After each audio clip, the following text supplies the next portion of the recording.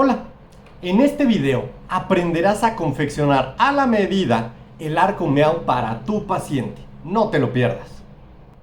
Este será el primero de 3 videos. Aquí aprenderás a confeccionar el arco. En el segundo video te enseñaremos cuáles son las activaciones que debes de hacer para que tu arco Meow funcione. Y por último, en un tercer video repasaremos los conceptos clínicos básicos que tienes que tener en mente para que tu arco esté funcionando en tu paciente. La técnica Meow o Mew fue descrita por primera vez hace más de 20 años en Japón por el Dr. Kim. Sus siglas en inglés significan Multi-Loop Edgewise Archwire y posteriormente fue publicada en el manual Meow por el mejor ayudante del Dr. Kim, el Dr. Sadao Sato. Esta técnica es bastante popular debido a lo eficiente que es cerrando mordidas abiertas, incluso ganándole a lo que serían tratamientos con mini implantes de ortodoncia. El material que vamos a utilizar para confeccionar este arco es el siguiente: 2 tiras de alambre en calibre 16 x 22, una para cada arcada. Unos modelos de yeso de tu paciente. Unas pinzas pico de pájaro o 2 picos extremadamente finas. Unas pinzas de Nance o escalerita.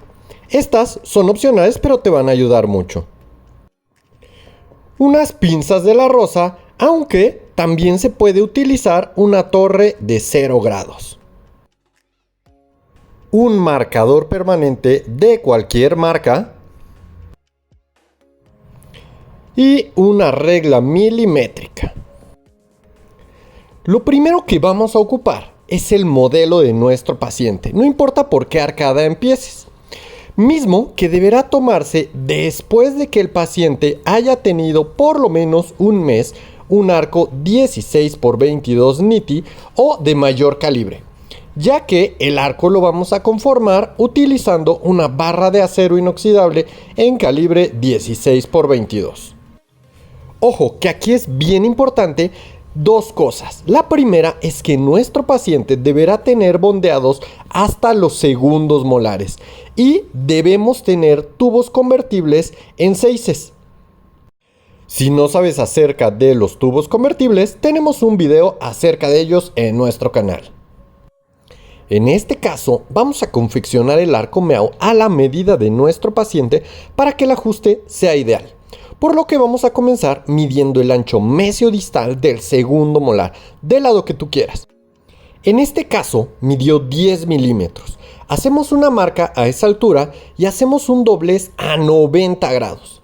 Ten en cuenta que el doblez siempre debe ser de canto, es decir, en el alambre rectangular el doblez se hace sobre la superficie más ancha y todos los dobleces deben realizarse con la parte redonda de la pinza, ya que si necesitas corregir o desdoblar tu alambre e hiciste el doblez del lado cuadrado, será muy fácil que se rompa tu alambre. Para el siguiente doblez, la altura debe ser de 5 a 5,5 milímetros. En este caso, yo medí en mi pinza de Nance y el cuarto escalón va a ser el que va a tener esta medida. Por lo que coloco mi alambre y realizo el doblez a 90 grados en sentido opuesto al primer doblez que hicimos. A continuación, vamos a medir el ancho mesiodistal del siguiente diente, es decir, el primer molar. En este caso, el molar mide 11 milímetros. A esta medida mesiodistal, cuando estamos hablando del primer molar, le vamos a restar 3 milímetros.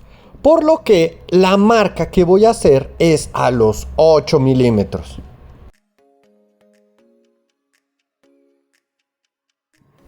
Justo sobre esa marca hacemos un doblez a 180 grados, es decir, regresando en dirección contraria al sentido que teníamos, con una distancia entre ambas partes del loop de entre 2 y 3 milímetros. Ahora, colocamos nuestra pinza, la pegamos a la sección vertical que ya hicimos de loop y la separamos de entre medio y 1 milímetro.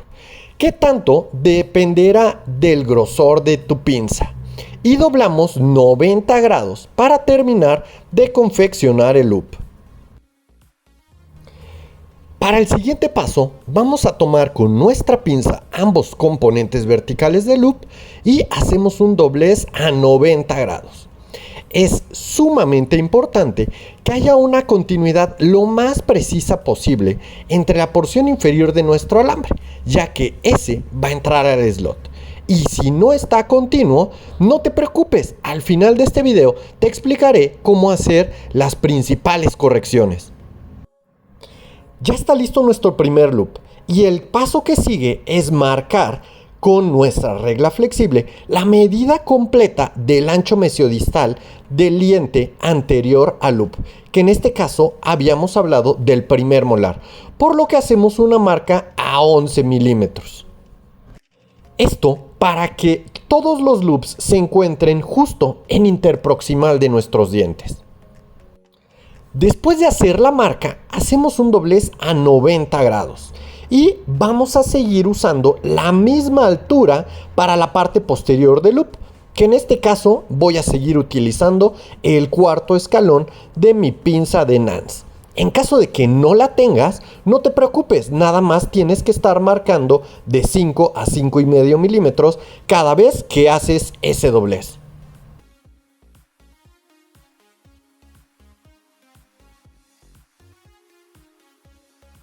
Vamos a seguir haciendo lo mismo. Ahora lo que sigue es medir mesiodistalmente el siguiente diente, que sería nuestro segundo premolar. En este caso mide 7 milímetros.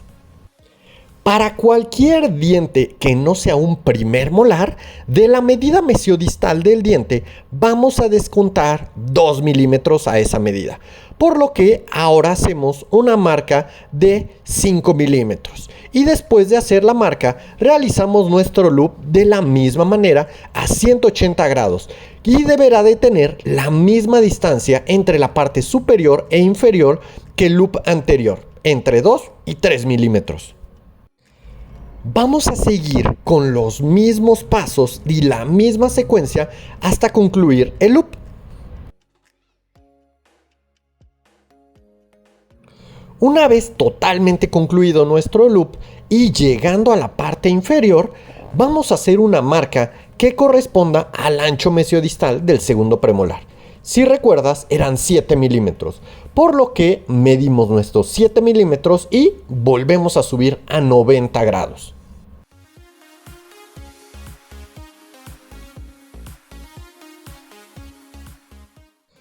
Continuamos así sucesivamente con todos los demás loops, es decir, subimos, yo en este caso me dirijo hacia mesial con el cuarto escalón de mi pinza de Nance, mido mesiodistalmente el siguiente diente, que en este caso sería primer premolar, le restamos 2 milímetros, hacemos la marca, confeccionamos el loop y cuando llegamos a la parte inferior, ahora pasamos la marca del ancho mesiodistal del primer premolar, que son 7 milímetros.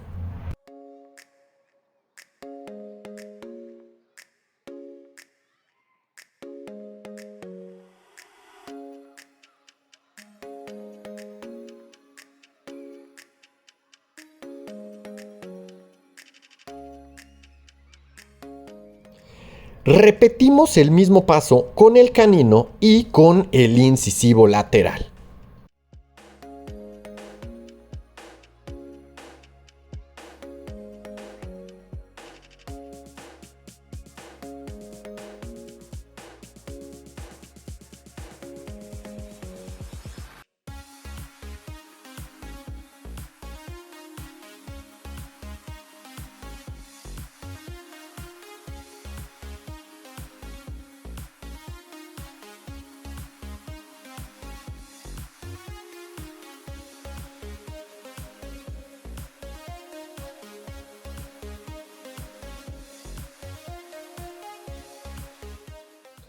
Una vez concluido el loop del incisivo lateral, vamos a medir con nuestra regla flexible la distancia que existe entre la porción distal del incisivo lateral y la porción distal del incisivo lateral contralateral. vamos a marcar esa misma medida sobre nuestro arco. Y a partir de esta medida podemos comenzar de nuevo a hacer los loops. Pero como estos siempre van dirigidos hacia mesial, considera que el proceso será totalmente al revés, como te muestro aquí. Ahora voy a estar utilizando el segundo escalón de mi pinza de Nance para la porción vertical. Pues recuerda que estamos doblando primero el componente anterior y en este caso va a medir 3 milímetros, justo lo mismo que el segundo escalón de mi pinza de Nance. Ahora vamos a hacer exactamente lo mismo. Medimos mesiodistalmente nuestro incisivo lateral, le restamos 2 milímetros y nos posicionamos acabando el loop en la parte ligeramente posterior a la porción del loop y bajamos a 90 grados. Vamos a seguir así con todos los loops hasta llegar al segundo molar contralateral. Solo recuerda que para el primer molar le deberá restar 3 milímetros a la longitud del loop y que esta forma de realizar los loops en sentido contrario generalmente es un poco más complicado, por lo que deberás tener un poco más de paciencia. Recuerda también que es sumamente importante que tu arco quede totalmente derecho en todos los planos del espacio. Así que te recomiendo estarlo revisando cada que haces un doblez. Y en caso de que no esté perfectamente derecho o coincida con las demás partes, podemos hacer las correcciones que sean necesarias.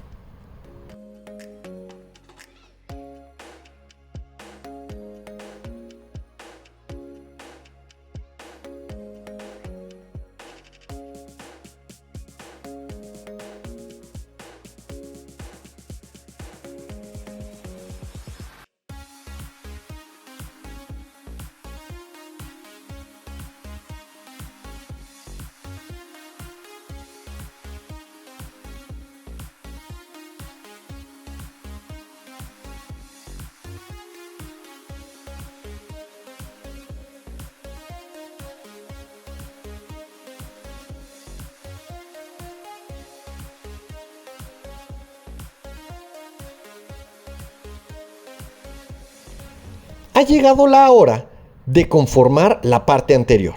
A mí me gusta conformarla con la pinza de la rosa, sin embargo puedes utilizar la torre de 0 grados. Para confeccionar la parte anterior con una pinza tenemos que realizar muy poca presión y moverla sobre toda la sección que corresponde a los incisivos. Esto para evitar marcar el arco. Que un arco esté marcado es un arco que tiene un doblez de ciertos ángulos en lugar de tener una curva continua. Este marcado debe evitarse a toda costa.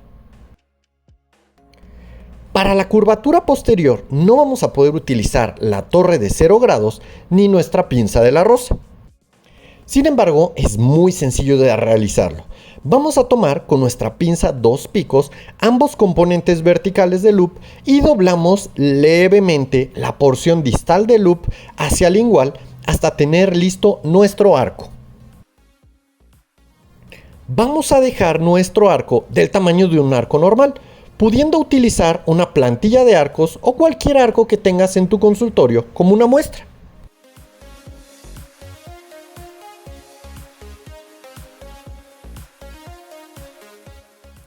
Ten en cuenta que nuestro arco debe de quedar totalmente plano o recto en su porción inferior para evitar intrusiones, extrusiones o movimientos no deseados.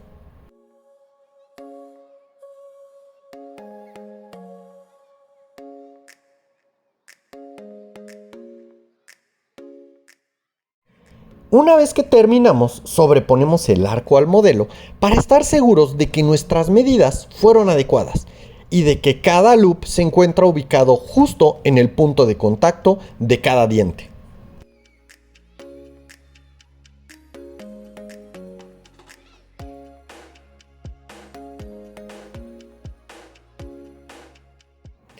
Ahora sí, si algún loop no te quedó perfecto y tienes que corregirlo, aquí está la forma de hacerlo.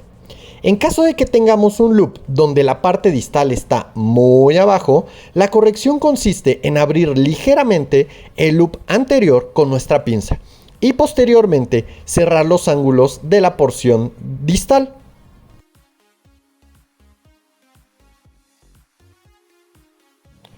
Y en caso de que tengamos un loop donde la parte posterior se encuentra demasiado arriba, debemos de cerrar el loop y abrir los ángulos posteriores para que la parte que entra al slot quede totalmente perfecta.